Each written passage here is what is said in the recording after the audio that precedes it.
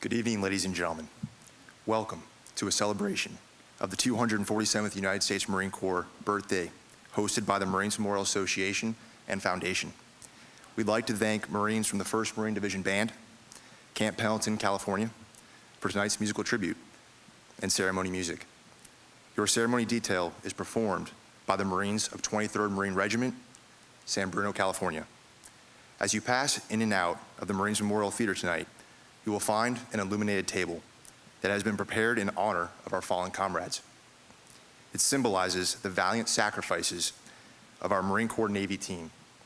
Tonight, we pay special tribute to the members of our Marine Corps family who were taken from us. Their sacrifices and the sacrifices of their families help preserve our nation's freedom and enable millions of our citizens to enjoy the American dream. We stand free today due to their sacrifices. Ladies and gentlemen, please join me in a moment of silence as we pause to honor those brave men and women who have given their lives in the service of our country.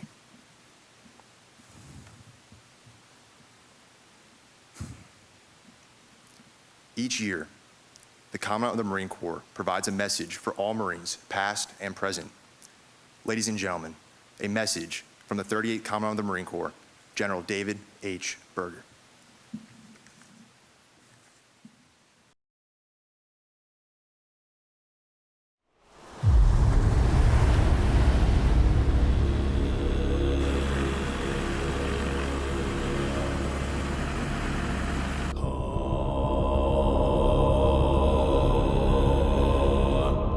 If you're a warrior and you're leading warriors and you're about to step in the battle, one of the key things you must have is an absolute confidence, because that radiates out of you.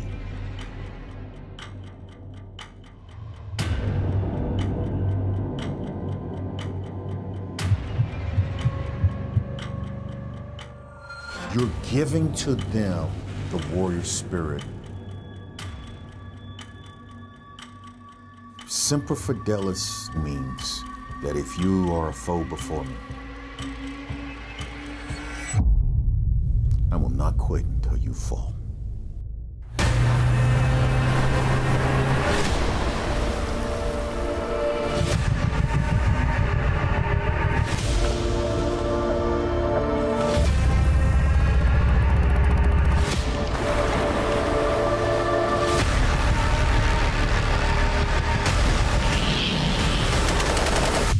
You awake at night? Nothing. I keep other people awake at night.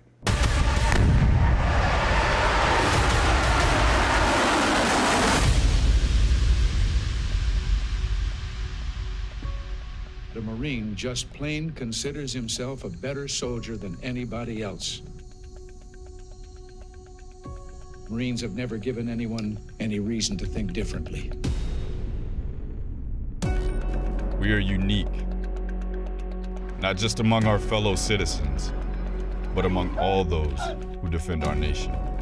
We are defined by our warfighting ethos, our intangible warrior spirit that moves us forward into any battle, in any domain, and binds us not only to the Marine on our left and right, but to all Marines who came before us. Current events around the world show us that peace is far from guaranteed. America's adversaries continue to present an ever-evolving threat to our nation's prosperity and security.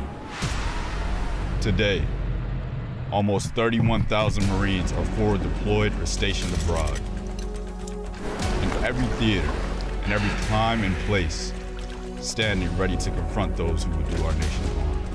The American strength is based upon the fabric of all of the different cultures and people that come to it. And that applies on the battlefield, and I've seen that there.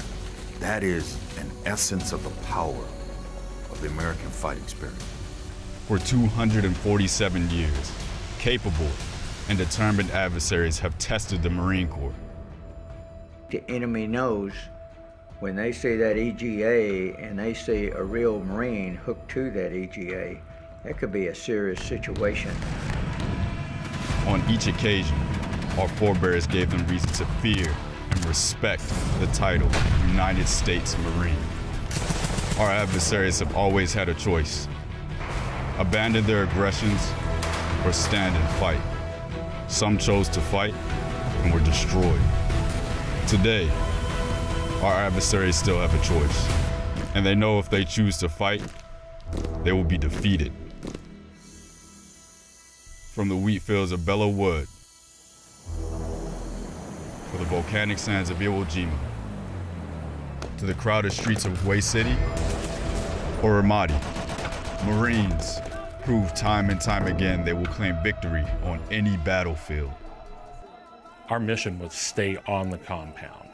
Well, things happen. Situations change. And we got a call that Gunny from the Marine Security Guard Force, the RSO, and their driver were involved in a vehicle accident.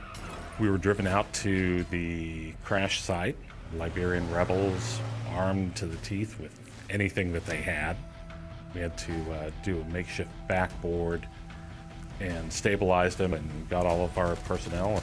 You're trained for it, but there's variables in there that you could never prepare for. And so you just go with it.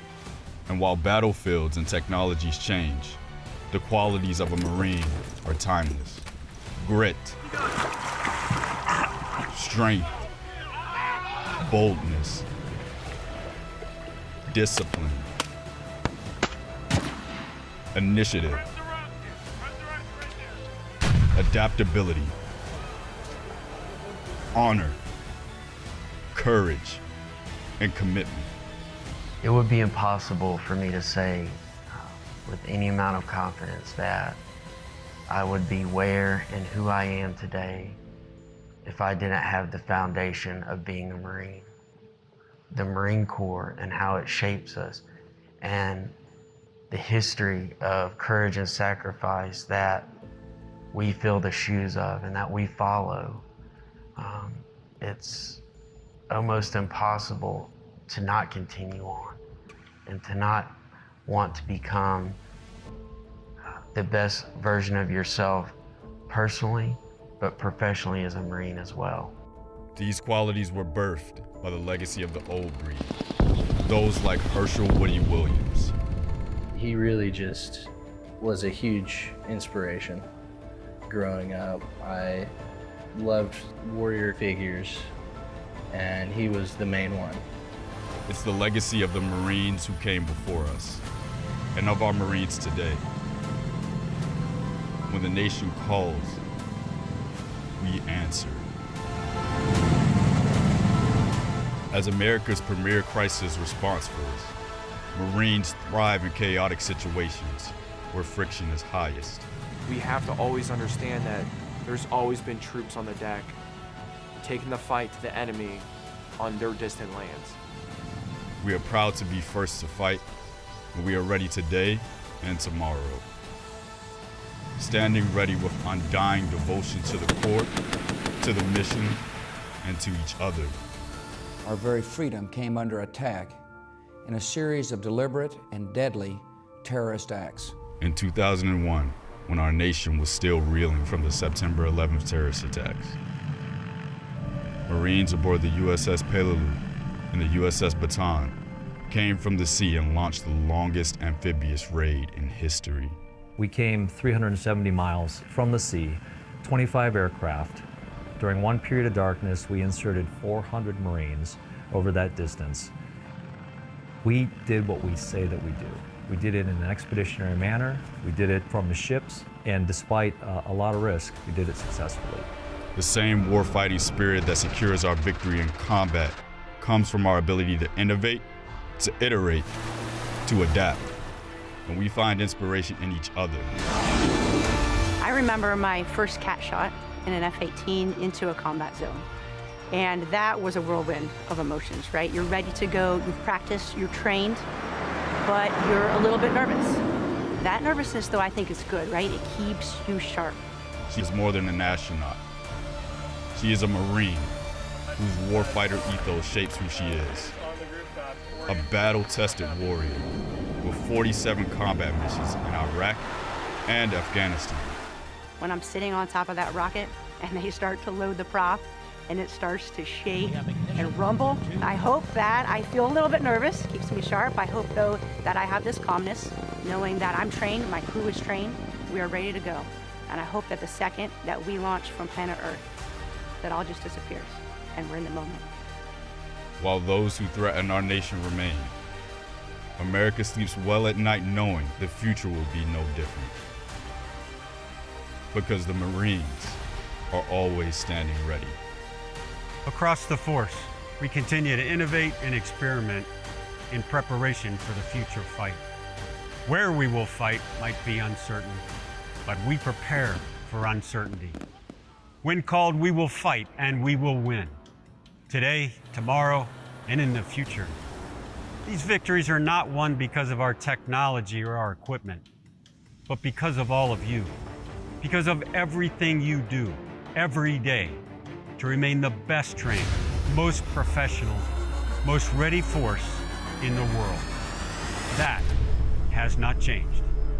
We are warfighters first and always. If the call comes today to go into combat, we will win. But that's no excuse not to be better tomorrow. It is the individual Marines who make up the team. They are the decisive advantage.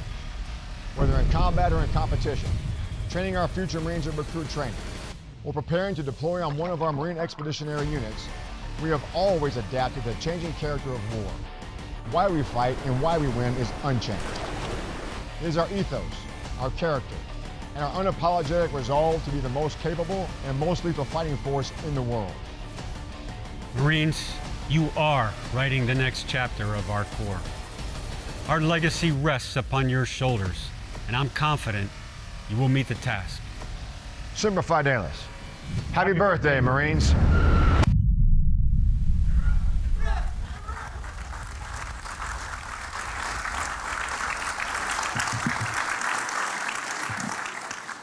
All right.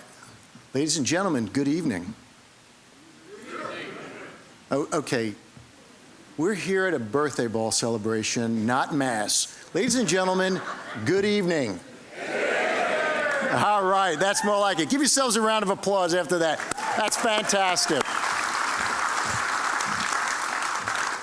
Ladies and gentlemen, Mike Rocco, the President and CEO of the Marines Memorial, welcome back to the theater and the 247th Marine Corps Birthday Celebration. It's an absolute pleasure to be here. And before I start with my remarks and the rest of the program, I just, you all need to know you've got about 43 minutes left. And if you haven't bought your Powerball ticket, right next door, and if you do win tonight, all I do is ask you is just put a tab up at the bar on the 12th floor. Now, all right, well, listen, it's wonderful to be here. For those this is your first Marine Corps Ball here, welcome. For those who have been here before, it's wonderful to be back in the theater. You know, it is pre-COVID, we had it here. Last year, Sergeant Major Black was our guest of honor, and we had it up in the ballroom because of COVID. A couple of years we didn't have it. So it's wonderful to be back, and it's an indication of how we're doing, and it's thanks to you all, our members, and the support that we get from the community and the members. So thank you very much for getting us back here, and I promise you next year we're going to be back here and even bigger. So thank you very much. I'd now like to introduce Colonel John McCoy, who's going to give us the invocation.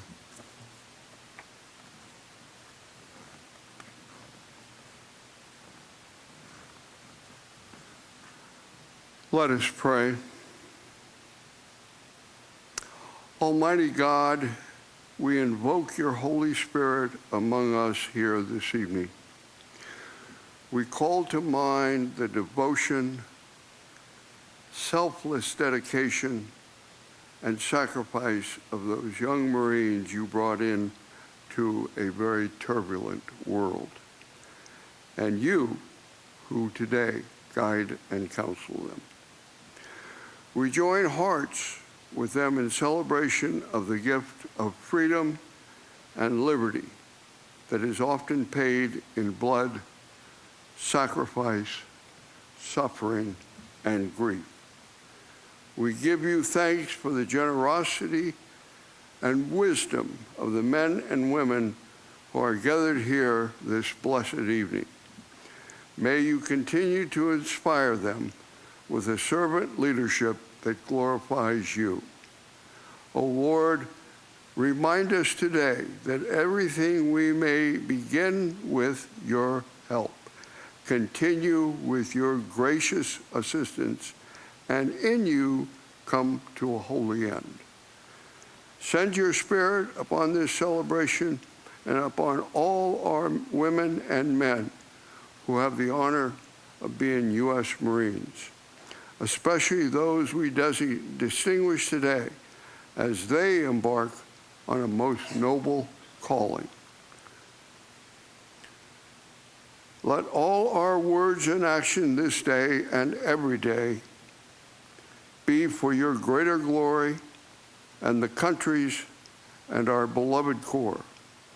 You who live and reign with the Son, the Holy Spirit, one God, forever and ever.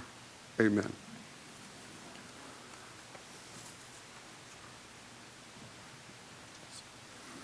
Okay, before we start with the ceremony, thank you, John, a wonderful long-term member here at the Marines Memorial.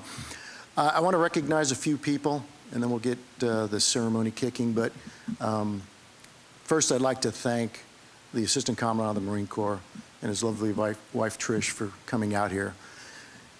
You all know Marine generals stay pretty busy, especially this time of year. And the Smiths have been dear friends of Susan and I for many, many years, so we really do appreciate. And just to give you an idea of his schedule, he was in Boston, flew back home, spent the night at home, flew out here early in the morning, arrived just a few hours ago, and will spend less than 24 hours on the deck with us before they fly back to D.C., and then Monday morning he's standing tall in front of the Secretary for a meeting. So to the Smiths, thank you very much for joining us today. You honor us with your presence.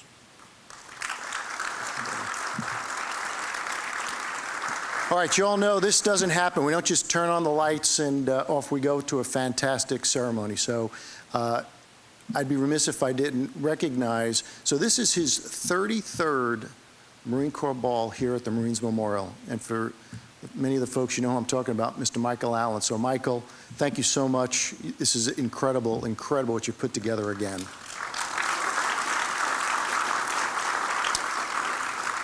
And on the other end of the spectrum, we have folks that are just new, and this is on the staff, the first time they're celebrating here at the Marines Memorial. So you all know him as Vooch.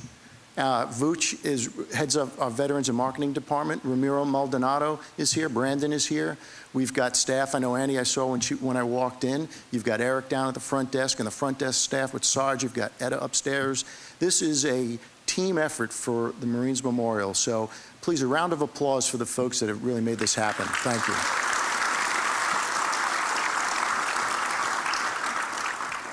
And no ceremony would be complete without thanking the band.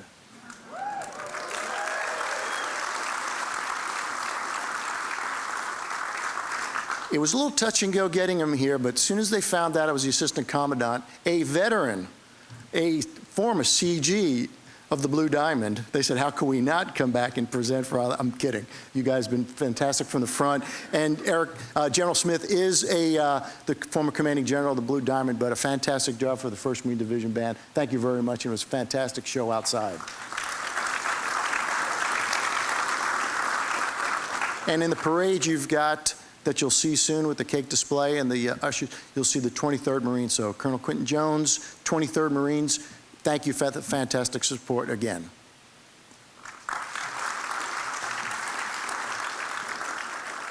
Well, let's let the ceremony begin. Again, remember, it's a birthday ball. It's a celebration. Let's have some fun. Happy birthday, Marines.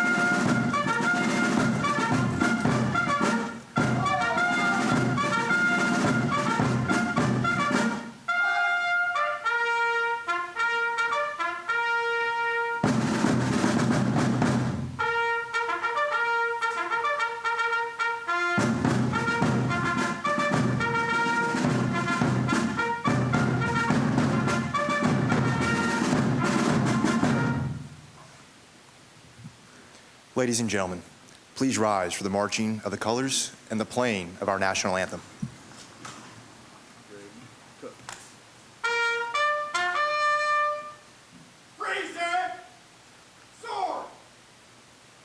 Forward, march.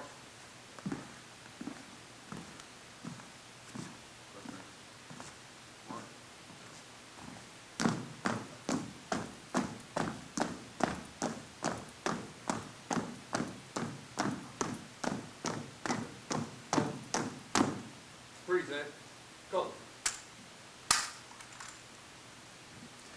Ladies and gentlemen, our national anthem.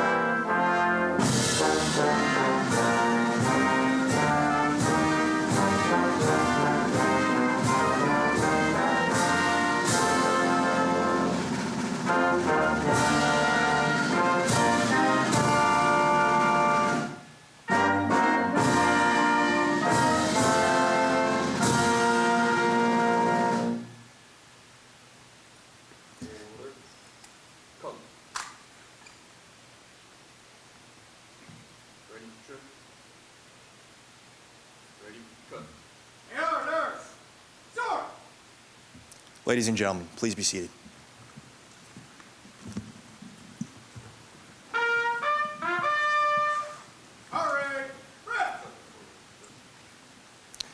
On November 1st, 1921, John A. Lejeune, 13th Commandant of the Marine Corps, directed that a reminder of the honorable service of the Corps be published by every command to all Marines throughout the globe on the birthday of the Corps. Since that day, the men and women of our Corps have continued to distinguish themselves on many battlefields and foreign shores, in war and peace. On this birthday of the Corps, therefore, in recognition of the will of the 13th Commandant, a reminder of the Corps' honorable service is published as follows. On November 10, 1775, a Corps of Marines was created by a resolution of Continental Congress. Since that date, many thousand men have borne the name Marine. In memory of them, it is fitting that we, who are Marines, should commemorate the birthday of our Corps by calling to mind the glories of its long and illustrious history. The record of our Corps is one which will bear comparison with that of the most famous military organizations in the world's history. During 90 of the 147 years of its existence, the Marine Corps has been in action against the nation's foes. From the Battle of Trenton to the Argonne, Marines have won foremost honors in war.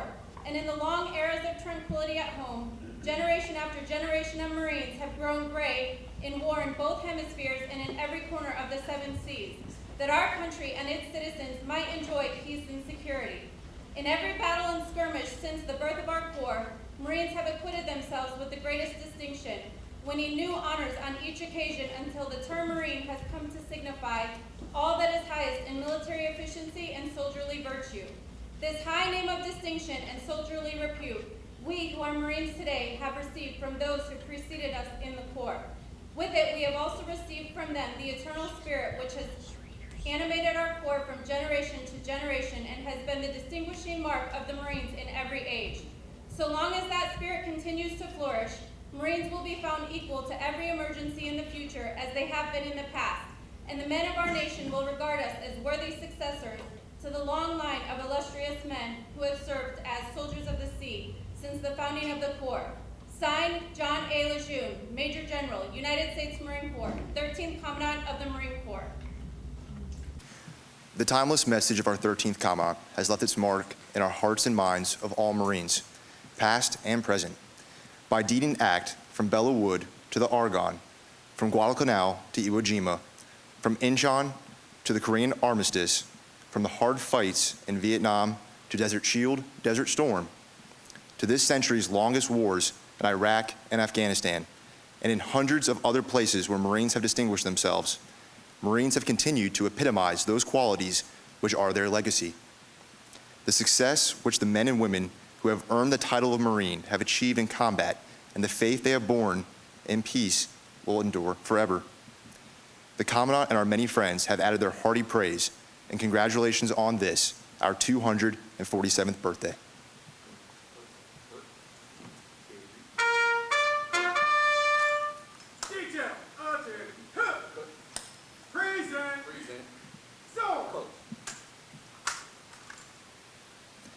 Escorting our guest of honor tonight is Mr. Barry Graham, former Marine and chairman of the Marines Memorial Foundation. Ladies and gentlemen, please rise for honors to our guest of honor, General Eric M. Smith, and remain standing for the entrance of the birthday cake.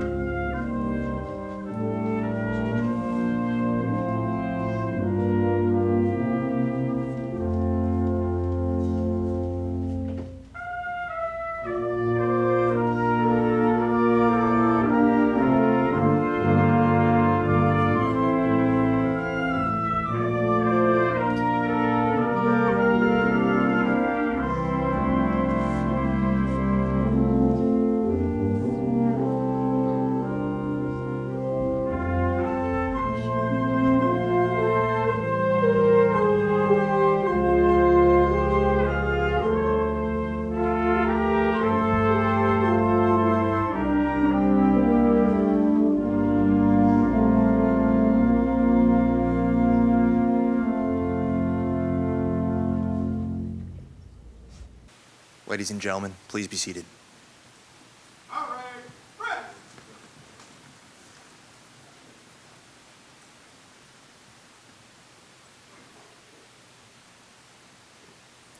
The Marine Corps birthday cake cutting ceremony is important to all Marines, as it is an annual renewal of each Marine's commitment to the Corps and the Corps' commitment to our nation's quest for peace and freedom worldwide. The birthday cake is traditionally cut with the Mameluke sword, as a reminder that we are a band of warriors committed to carrying the sword so that our nation may live in peace. As is our custom, the first piece of cake will be presented to our guest of honor, General Eric M. Smith, Assistant Commandant of the Marine Corps.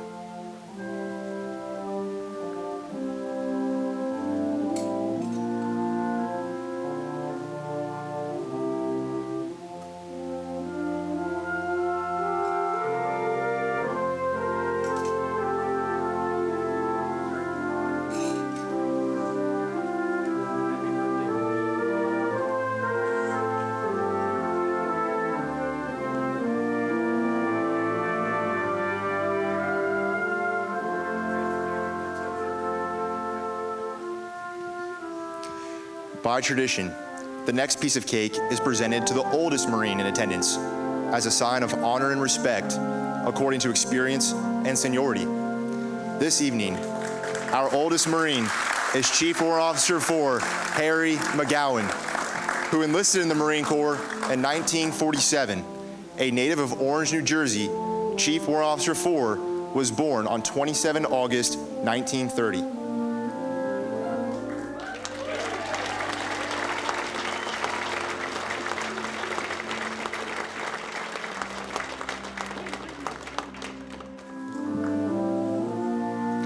For 247 years, our experienced Marines have nurtured and led young Marines to fill our ranks and renew our corps. The oldest Marine passes the piece of cake to the youngest Marine, symbolizing the passing of wisdom, knowledge, and experience, as well as trust and confidence in those who will carry on our Marine Corps traditions in the future. This evening's youngest Marine is Lance Corporal Nicholas A. Elitich, who enlisted in the Marine Corps on 19 July 2021 and reported for duty at Communications Platoon, Headquarters Company, 23rd Marine Regiment on 14 July 2022. A native of Mountain View, California, Lance Corporal Elitich was born on 27 June 2003.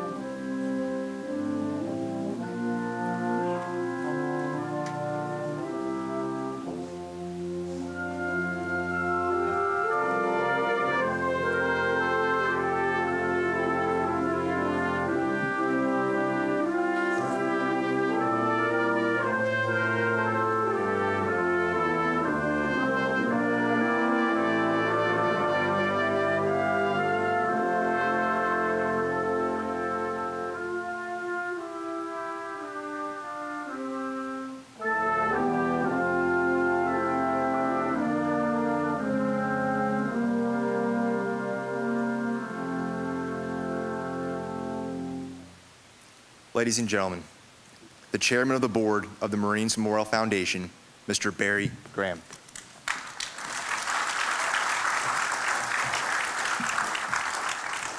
Thank you. I'm anxious to introduce our guest of honor, General Smith, but before I do that, I want to recognize our CEO, Mike Rocco, and the staff at the Marines Memorial. The last 2.5 years have been a very difficult time in hospitality in San Francisco or anywhere. Mike, I think, did you come on board like a month before the pandemic? And when we interviewed him, we didn't tell him there was going to be a pandemic. We were literally selling 137 rooms a night. The pandemic hit, and we started selling 3 to 4 rooms a night. And Mike and his staff, Celeste, Michael Allen, the management team, over the next several years have managed such that we're in better financial shape today than we were before the pandemic. They've done a terrific job. We've got 5 new elevators. We'll all be fighting for 3 elevators up here to get up into dinner pretty soon. And we brought the staff back. You'll see Etta on the 12th floor and the Sergeant Eric behind the desk. And what's the fellow's name that greets you when you come in, Mike? Troy. Yeah, I'm being facetious. During the pandemic, we weren't asked when the bar's opening, when's the theater going to open, the restaurant. Where's Troy? When is Troy coming back? So he's like the mayor of the Marines Memorial. So, Mike, great job. We really appreciate it, and we are thrilled to have you and Susan in San Francisco. Thanks very much. There is one issue between Mike and me that I want to keep confidential just among us in the theater here that we're working our way through. Mike spent 35 years as a Cobra pilot in the Marine Corps Air Wing. I spent a couple of years as an infantry officer. And for 75 years, this has been a living memorial, more museum than hotel. And on all 12 floors, there were pictures of Marine infantry in iconic battles from Bellawood to Afghanistan. And a few pictures of the air wing sprinkled throughout which I thought was quite appropriate. After Mike had been here about a month, I came down to meet him for breakfast, and suddenly we had 12 floors of the Marine Corps Air Wing and a couple of pictures of the infantry, which I asked Mike, he said he thought it was quite appropriate. Well, I brought in the big guns tonight, another infantry officer to help me, and not just any infantry officer, the Assistant Commandant of the Marine Corps, General Eric Smith. And you've got General Smith's CV in your program, so I won't read that to you, but I will tell you that General Smith has led Marines at every level, from platoon commander to the commanding general of the 1st Marine Division and 3MEF. He's fought in Afghanistan and Iraq. General Smith was wounded in Iraq and awarded the Purple Heart. Maybe most important for tonight's celebration, he's brought his wife Trish with him, and we really appreciate you coming out, Trish. Thanks very much for joining us. Trish and General Smith have 2 children. One of them is a captain in the United States Marines. Ladies and gentlemen, please join me in welcoming our special guest of honor, General Eric Smith.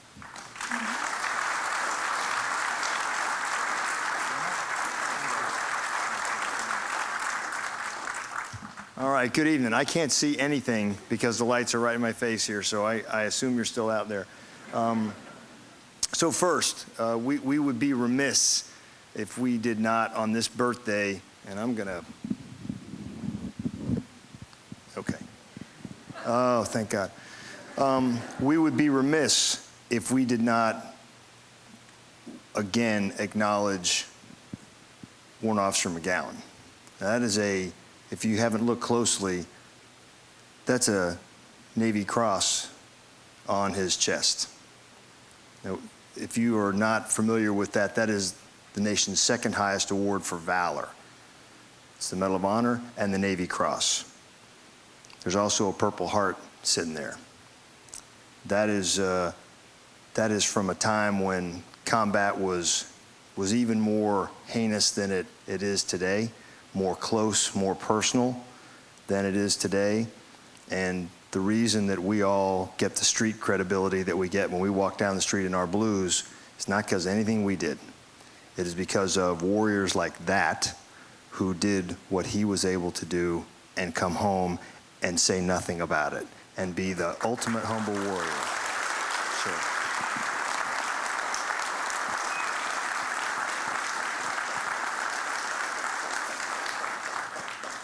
So for all especially for the Marines here, what will always happen at these events is they'll say, oh, you know, there's a 3-star, there's a 4-star, I want to take a picture. You're taking a picture with the wrong person tonight. That's who you want to take a picture with, because that opportunity will not come again in your lifetime. Thanks for allowing me to be here. I am going to be brief, I promise, because I was reminded to be brief several times. A little bit by Mike. I think you enlisted Susan to do it a little bit. Trish, because I know that dinner's next. But it is important as we reflect on this birthday to just say a couple words. The thanks goes to Barry for introducing me. Thank you. Mike and Susan, thanks for hosting us, for letting us come up here. We are pretty tight with the Roccos, and when Mike called, you know, that was an absolute do it. He promised there would be free chow, and he said Susan would be here, so that was a done deal. But again, you got a truly extraordinary chairman, CEO here, who's got lots of hours in the Cobra. He's a true gunfighter as well. And if you come and take a look at Mike, you'll know he's been in the show a couple times himself. So thanks for letting me be here. You can't top the birthday ball video. It's difficult to say anything that is meaningful after that and after General Legeune's message. But what I will say is this. This place, and you hear it over and over, but it's important that you hear it. This is a living memorial. General Vandergrift, when he came back and saw the horrors of World War II, when he came back and in 1946 said there's a need for a living memorial, not a museum, a living memorial. You're what he was talking about, you, right here. This is you. This is what this place is supposed to be. And so your presence here, not just tonight, but any night, any day that you come here, you bring to life what General Vandergrift, one of our greatest commandants, was thinking about in the immediacy after World War II. So I appreciate you being here. This is I will say this, I was in Boston yesterday for a Semper Fi lunch, rowdy crowd. Different crowd than this. I was actually thinking to myself, just please make it through lunch and I can go to San Francisco. It's going to be okay. It'll be kind of quiet. So when you come here, there's an aura of dignity here, of respect. That's not a ding on the Bostonians. Don't tell them, because two of them will jump out and knife me or something on my way to my car, hit me with a bat or something. But there is this feel when you come to this particular memorial, to the Marines Memorial, that is different than anywhere else, because it is living and breathing, and because you're here to make it so. So thank you. The couple things that I would say to you are only this. The reason we celebrate tonight, and it is a celebration, right? We're going to go upstairs, we're going to have dinner, we're going to have a great time. It's a celebration because we need this, right? We need to fill up our cup of motivation, because tomorrow it is entirely possible that every Marine that you see sitting here on the stage and every Marine that you see in uniform is going to combat. That is entirely possible. That includes our own son, so I take this business pretty seriously, but that's what we do. That is the business that we are in. And because we are ready to do that, the odds that it happens are lessened for all of us as Americans. But that's what happens tonight is we get fired up, we cut the cake, we remember what we have done in our 247 years, and we get ready to go, because tomorrow morning we may need that, because sadly, once again, the clouds of war are in fact brewing in the Pacific. I wish that were not the case, but it is. So what I would say to you is, when you get an opportunity to come and talk to these Marines, and these are musicians, right? They could have done anything. These are professionals. These are truly professional musicians, the finest that there is in the country. They go to boot camp and they are musicians. They could have done anything, but they chose to be us. They chose to be Marines. Chief Warrant Officer McGowan could have done anything, clearly, and he chose to be a Marine. Mike Rocco, he could be doing anything, making $1 gajillion, running around, flying airplanes, but he chose to be us. Quentin Jones out there, got 23rd Marines. Where are you, Quentin? Quentin and his lovely wife Valentina are here. He could do anything, but he's here with us. So we must be pretty good if we're attracting this kind of talent, that kind of talent. And so that's what I get excited about. You know, my own son, I'm not so sure about. You know, 28 years old, was still on our phone plan, but that's true. He's off of it now. He went to Japan. He couldn't stay on it. That's the only reason he's off of it. But so, you know, another thing I owe the Japanese-U.S. alliance is they got my son off my phone plan. But we're pretty darn good as an organization. And so I would just ask you to make sure that when you see these Marines, just thank them, because they are ready to go to combat for you tomorrow, for our Constitution. And they'll do it at the blink of an eye. And they're 18, they're 19. And our job, our living memorial collective job, is to get them to 20, and then to get them to 21, and then ultimately to get them to be you, to get them to be 57, to get them to be 39, like our Chief Warrant Officer McGowan here, who says he's in his 90s. I'm not buying that. But that's our job. And remember, the musicians that you see here, these Marines, they also happen to be the security detail for the Commanding General 1st Marine Division. I know that up close and personal. They're all qualified with the rifles, with machine guns, and that's what they do. They're not just musicians. They drop those horns and grab a machine gun just like that, because that's what Marines do. You saw it in this video. That's who we are. That's our ethos. That's our culture. I do have an ask of you, and I would be remiss if I walked away without asking for something. I mean, I'm from Texas, so I'm always going to ask you for something. There's some A&M people out there. We do need you, right? For those of you, especially for the Marines, I'm not actually allowed to task you anymore, especially for the retired Marines, but I'm going to ask you, but I'm going to kind of lean in and ask you. What we need is for you to go tell our story, your story, because it is a hard time right now. There are challenges with recruiting. There's a narrative out there that perhaps we're not as lethal as we once were. That's false. I can tell you that, because when I was being handed that birthday cake, there's spoons and forks up there. Those are weapons of opportunity for Marines, right? If you saw that video, those are just Marines. we don't hire actors. We don't need to. We just show you what Marines look like. So we are just as lethal, as deadly as we have ever been as a Corps. Perhaps more so because of the ranges of our weapon systems and the complexity of those systems. You got some F-35 pilots bouncing around here tonight. Of course, pilots are crashing. You'll see them at the bar. They'll be crashing. They'll be wearing their flight suits in the shameless hope that you'll buy them something for free. I would not do that if I was you, but you can. But we are just as lethal, in fact, more so. Longer range systems, harder training, standards are higher. And so you hear narratives out there sometimes that don't match reality. But I can tell you, I'm just glad I'm not going through the infantry officers course right now. I'm glad I'm not having to compete with my son because he can crush me. I wouldn't say that if he was here, but it's the truth. So what do we need from you? If you just take a look around at this room and at your tables tonight, there's a lot of success associated with the Marine Corps, and we intend to take full credit. Whether you serve for a day or for 40 years, we're going to try to take credit for you. So when you're out in your circles, in your community, please talk about your experience in the Marine Corps. Because what you did, I hope, if we did what General Lejeune told us to do, which is to return our citizens, our Marines, back to society as better citizens than we found them, that's what we're hoping we did with all of you. So when you go out and tell your story, that helps us. And it helps us defend the Constitution and defend our way of life, because it is under threat. Make no mistake. Having just come from the Pacific, it is under threat. You can look at the Ukraine right now.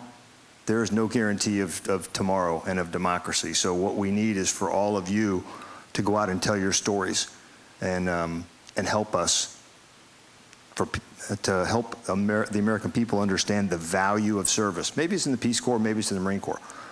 But we do need you to go tell your stories, and that's my ask of you. I will tell you one just very quick story, and then I'll get off the stage. And this one's a small one, but it's meaningful. When I was a company or a regimental commander about to go to Iraq, take my regiment into combat, I had one of my officers said, "Hey, I got a friend who was badly wounded in Afghanistan, pardon me, was badly wounded in Iraq, hit by a suicide bomber, a guy named David Borden. Played football for Kutztown State, big, tall, good-looking guy, lost his right leg almost at the hip, and a lot of his left arm is chewed up, looks like a bone. And he wants to set his own terms for going out. He spent about 2 years in the hospital recovering. After he got out of the hospital, he was in Wounded Warrior Regiment, and he said he wanted to come be part of a unit again. So he came down, 8th Marine Regiment at Camp Lejeune. And then we got orders to go to Afghanistan. And he said he wanted to go. He wanted to go back to the fight, missing his leg about here, with not much left of his left arm. And so we took him. We made him the headquarters company commander. And he was out on patrols, foot patrols in places like Nowzad and Sangin, some of the harshest places in Afghanistan, because he was not going to go out because somebody pushed him out. He was going to be a Marine. And we didn't tell the commandant we were taking him. It was General Amos, thank God, because we took him. I got a call from Manpower. Colonel Tavuch is probably is tracking all this, Vuch. And they said, "Hey, you can't do it." We were in Afghanistan. "You're not allowed to do that." And I'm like, "Well, I'm already here. So if you're wanting to come get him, come get him. Otherwise, we're staying."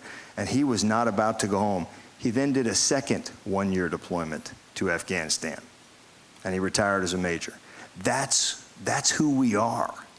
If you Google David Borden, you'll see an American hero, just like another American hero sitting right here. But that's who we are, and that's who we're talking to you about tonight, so you'll go out and talk to the American people about that, because, frankly, you have quite a bit more influence than I do. I may have some influence because of my rank. You have influence because of what you've done in your lives. I'm still working on mine. I'm still working through it, right? Still a junior Marine, just trying to get better every day. But you have some influence. But you talk about a David Borden or Kyle Carpenter, who you saw up there, who dove on a grenade in Afghanistan at age 20. I mean, that's who we're composed of, and that's what we're celebrating tonight, is 247 years of that. And by you being here, you bring this place to life in the fulfillment of General Vandegrift's wish that there be a living memorial to those who have given their lives, in the hopes that fewer have to give their lives in the future.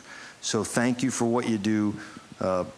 Please get out there and represent the Marine Corps in civil society, because it's so important to all of us, because without that new lifeblood being breathed into this Corps dies.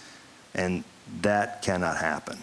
It won't happen, because there's always people like you that will help make sure this living memorial and this experiment called democracy continues. So thanks for letting me be here. I hope you have a great time tonight. It is a great day to be a Marine, because today there's only two kind of people. There's Marines and the people who wish they were.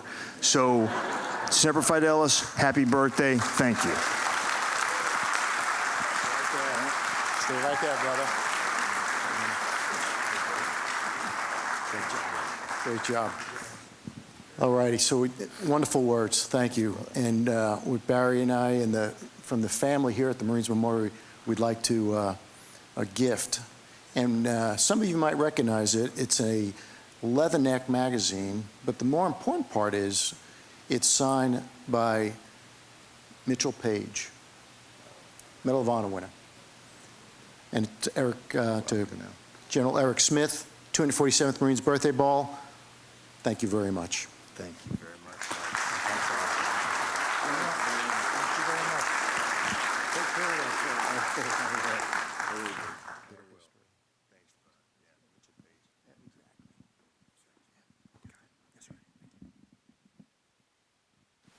Ladies and gentlemen, please rise for the retiring of the colors and the playing of Anchors Away and the Marines hymn.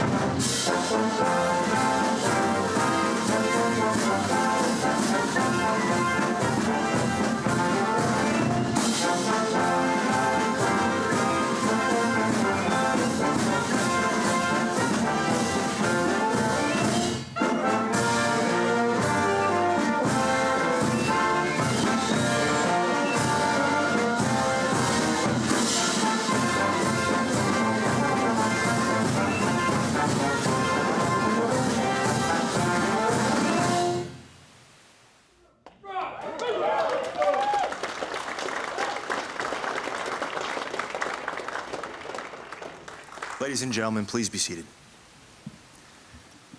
The President and CEO of the Marines Memorial Association and Foundation, Lieutenant General Michael Rocco.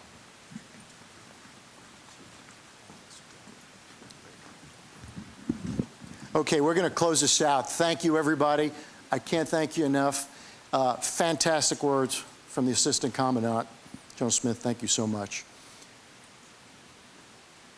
What we need to remember as we sit here in this absolutely beautiful theater, we go upstairs and enjoy a wonderful dinner. Think about not just the Marines, but think about all those Marine sailors, airmen, soldiers who are not home tonight, who can't celebrate like we are celebrating tonight, who are manning the post overseas, protecting our way of life. The Marine Corps is all about fighting and winning. And with the Assistant Commandant at the helm, I think we're in pretty good hands. So thank you very much. Happy birthday, Marines. We're going to close out with our bagpiper, Scott, and he's going to perform Scotland the Brave. Hoorah.